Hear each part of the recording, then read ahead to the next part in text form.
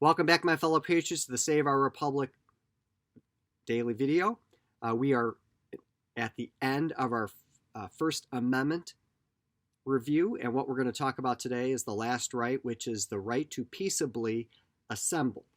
And we kind of take this again for granted as well. In fact, Alexis de Tocqueville, who is a French writer and philosopher and who observed America in the early 1800s, wrote that Americans are the exemplars in the world in connection with getting together and creating groups and associations and clubs.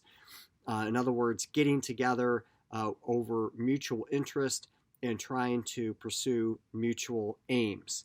And the language of the First Amendment talks about peaceably assembling, which means that we're not talking about riots, we're not talking about gangs, those kinds of things, but the right to get together in a peaceful way to further your life aims. And this is very critical in connection with politics. We have political parties, there are special interest groups, there are PACs, there are people trying to gather ballot initiatives or passing laws or whatever it might be that to protest, to dissent. This is mixed very much up with the right to free speech and free press, but it is also very distinguishable because it deals with the ability of people to get together regardless of a reason.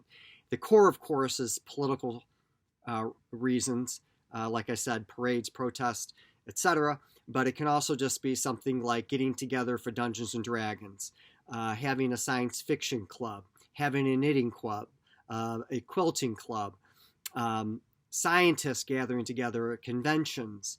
If you really think about how many areas there where people can get together and exchange ideas, debating societies, Toastmasters, Rotary clubs, Kiwanuses, all these kinds of service organizations, those are all fall under the umbrella of the right to to peaceably assemble and the First Amendment.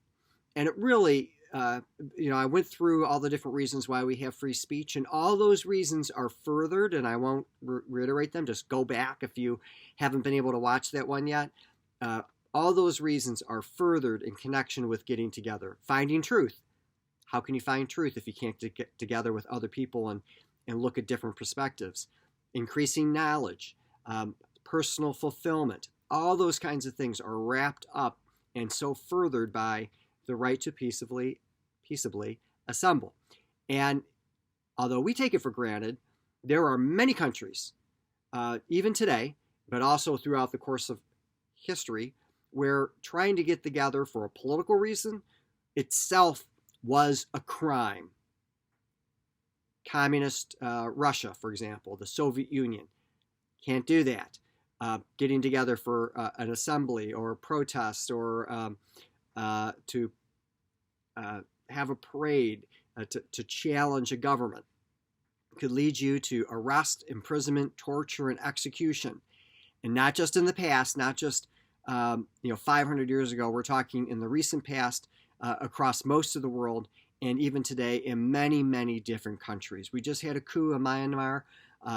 We've had a journalist literally dismembered in a Saudi embassy.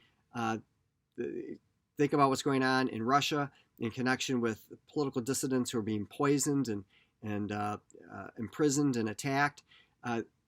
This is something that we should really just not take for granted, but should really cherish and make sure that we protect over the course of our lives and make sure that all of our citizens understand how important it is.